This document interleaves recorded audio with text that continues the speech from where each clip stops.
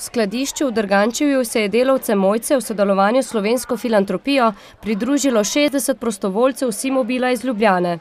Smo se pa odločili na nivoju podjetja, da letos team building organiziramo na tak način, da pomagamo lahko drugima.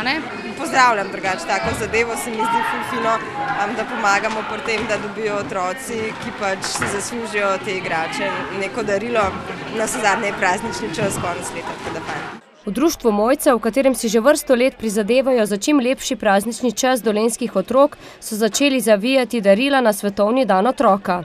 Tako pridnih ljudi res ne vidiš vsak dan in mislim, da nam bo uspelo, da bomo skoraj da vse v grobem spakirali, potem pomeni še delitev na 37 prizorišč, na kolikor bomo letos uspeli v enem tednu po 7 občinah razdeliti 5000 daril.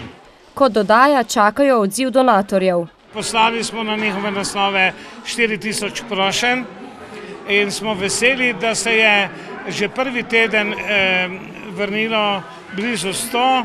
Opažajo, da gre z izjemo novomeškega farmacevta za manjše donatorje, ki pa prispevajo velike zneske.